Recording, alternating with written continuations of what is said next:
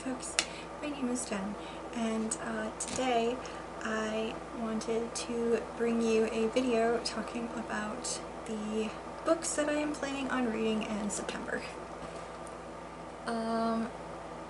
If there's like any background noise, it's the fan going.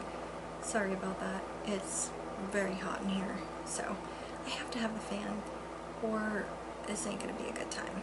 So for the month of September, I am hoping to read a lot of books actually. I have a sizable stack prepared here because this past month I have read a lot of books, like a lot more than I was expecting myself to read and a lot more than I've read in a month this year at all.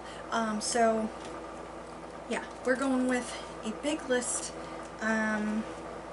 this month, and I guess we'll see what else I can squeeze in, perhaps. So first up in this stack, I would like to read Rilla of Ingleside. This is the 8th and final book in the Anne series by Alan Montgomery.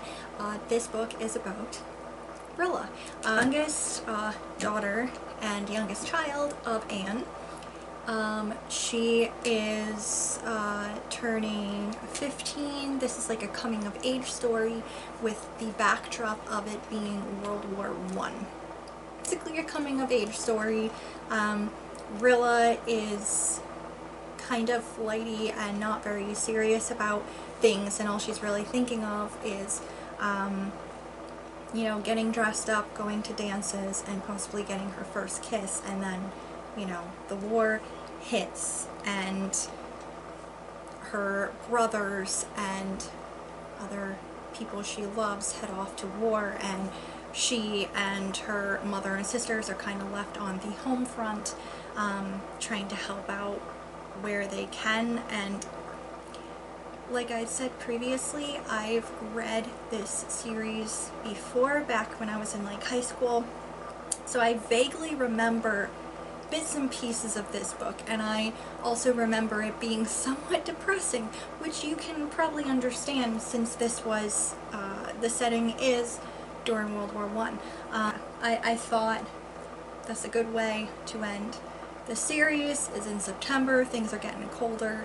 darker stuff, the vibe is there, you get it. Okay, anyway, finishing the series this month, hopefully. Keeping up with that fall feeling, I am also hoping to get to The House of the Seven Gables by Nathaniel Hawthorne. This actually is a book that I started a couple of years ago and then never ended up finishing it. So I am hoping to like finally finish it. And what I mean by finally finishing this book, I don't think I remember what happened in the first half of the book, so I'm probably just gonna have to take my bookmark out and reread the first half all over again and then get to the second half, but we'll see how it goes. This is about a family that kind of dates back to the Salem witch trials, which ironically is the author was related to someone who is a part of that. So this is about a family that kind of participated in that, and to one of the judges who built their house of Seven Gables ended up sentencing a man to death whose land he wanted. And that man, upon this wrongful accusation and upon his hanging, cursed the judge and his house. So this is a family that's kind of dealing with potentially supernatural forces. They're also dealing with complicated family dynamics. There's a lot of stuff going on. I remember it being like fairly interesting at the time I started reading it, but yeah, I'm hoping that I can actually finish it this time. Maybe I'm more in the the mood for it this time around, I guess.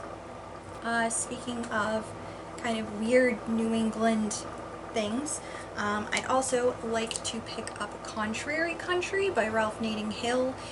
This is, as it says, a chronicle of Vermont.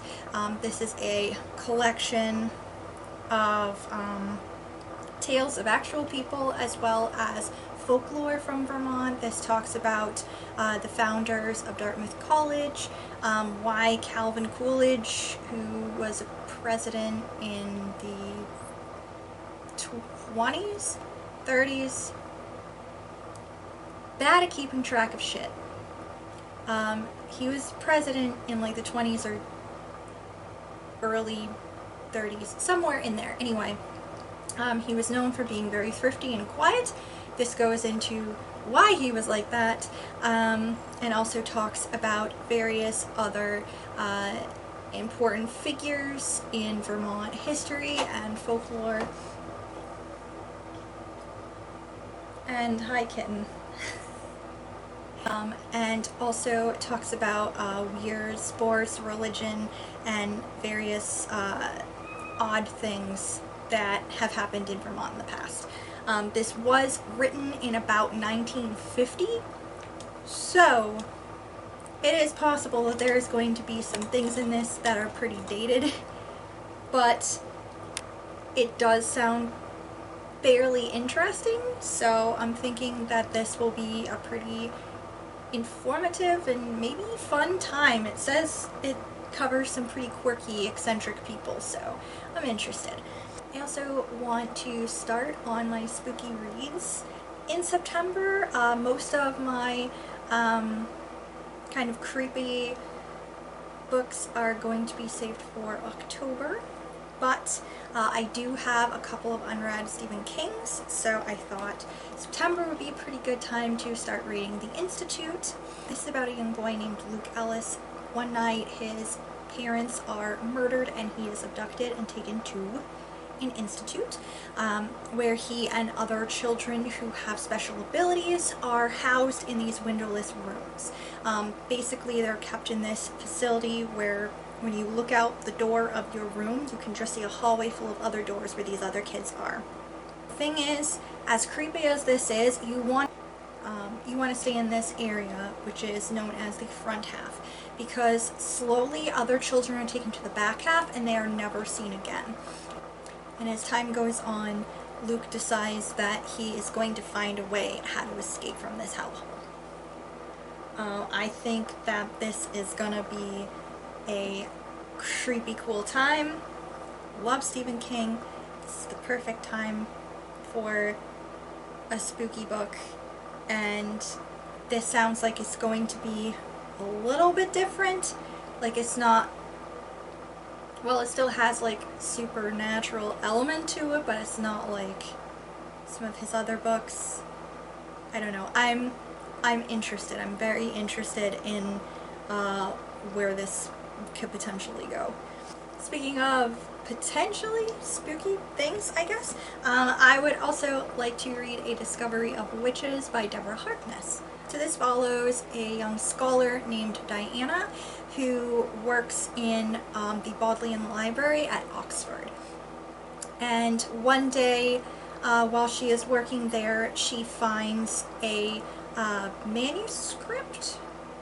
Yes. An enchanted alchemical manuscript. She is descended from witches, but she wants nothing to do with like magic at all. So she tries to hide the manuscript again, but just by having unearthed it, it has set things into motion where dark forces are now descending upon Oxford, looking for this manuscript basically, and one of them happens to be a vampire. So this sounds like it's going to be like a fantastical and spooky, slightly historical fiction, kind of in a manner of speaking, book. I know this is like a trilogy? Yes.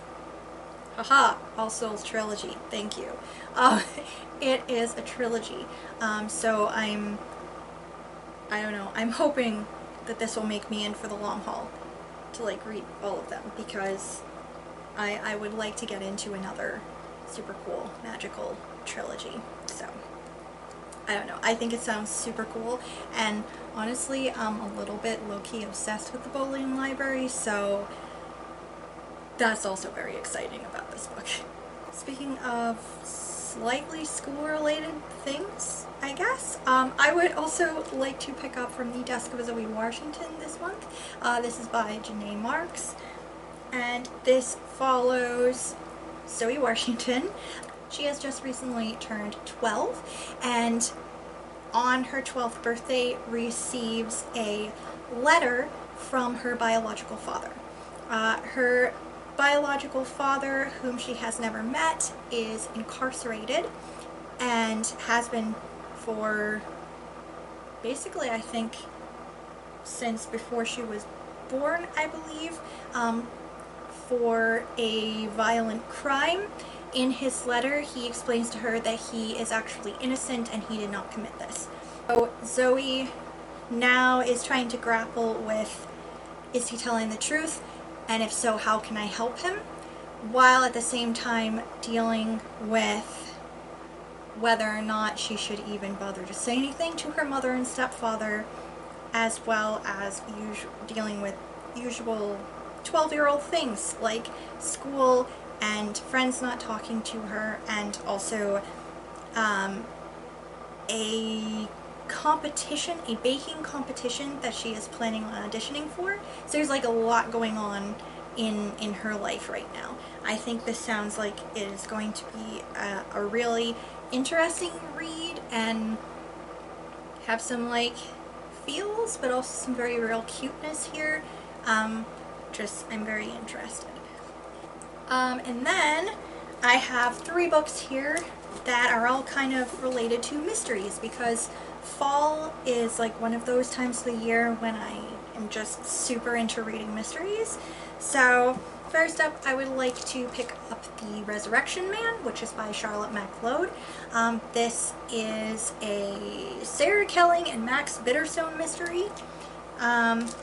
This is apparently part of a series. I've never heard of this series before I found this in the secondhand shop, so we'll see how it is. But this is about a couple who have an art detective agency, and by a series of unfortunate events that includes the death of a friend, they are pulled into the world of art restoration and looking into an art restorer by the name of the Resurrection Man, who may not be entirely what he seems to be. This is supposed to take place in Boston, which is cool, and it also looks like it might be not present day. I'm not entirely sure as to the time period. As I said, I have not heard of this series before. Just from what I can tell from the cover, it looks like maybe it takes place in the 30s or 40s, perhaps, or maybe a little before that. Then again, rich people can have like classic cars to drive them around too, so I don't know. It might not be. But anyway, it sounds like it's going to be interesting and a little bit different than what I usually read, but art restoration is also something that really interests me as well, so I'm definitely down for a mystery that involves like that and like forgery and shit like that. I think that is gonna be pretty cool. So next I would like to read The Murder of Roger Ackroyd. This is a Hercule Poirot mystery, and basically it involves first the untimely death of an attractive widow who overdoses on Veronal, which I have, or Veronal? I have no idea what that is. Anyway, she overdoses on it, and it seems like they're not sure if it was on purpose or by an accident. And then very shortly thereafter, Roger Ackroyd, the man that she was planning on marrying, is murdered. this is like a small town. This is completely and utterly unheard of, and it's apparently a very complex case that Poirot gets pulled into. So I am all for reading another Poirot. He is like my favorite detective of all time, so very excited to be getting into this as well. And then lastly, speaking of Agatha Christie, I would also really like to read The Duchess of Death, which is the unauthorized biography of Agatha Christie. This is by Richard Hack, and yeah, it's exactly what it says it is, the unauthorized biography of, you know, the Mistress of Murder. This says that it draws from over 5,000 unpublished letters, notes, and documents. So I have read a little bit about Agatha Christie before. I read The Murder of Miss Christie, which of course is a fictionalized version of the beginnings of her life, but that drew on some pretty good amount of research. And I've also read Agatha Christie's memoir, which is about her time a little later in her life, when she was in the Middle East on archaeological digs with her second husband. So I know a little bit about that time period, but as far as getting into the nitty-gritty of her life, I don't know too much. So I'm interested to know a little bit more, and also interested to see what kind of take this guy is going to have on it. It does make me a little bit kind of nervous to hear it be an unauthorized biography, because I'm like, man, if he drags her from the mud, through the mud, like, dude, he gonna be getting an angry letter from me. But at the same time, I'm very curious. So I figured, well, I'm gonna be reading one of her books. What better time than to also pick this up and give it a little looky-loo as well. So that's it. Those are all the books that I'm hoping to get to in the month of September. If I manage to get through all of those, I don't know. We'll see. I'm sure there will be some more things that I wrap the month up with. I hope that you enjoyed. Let me know down below what books you're excited to get to in September, or if there's any like particular books that you love to read when fall hits. Anyway, thank you for watching, and I'll see you next time. Bye!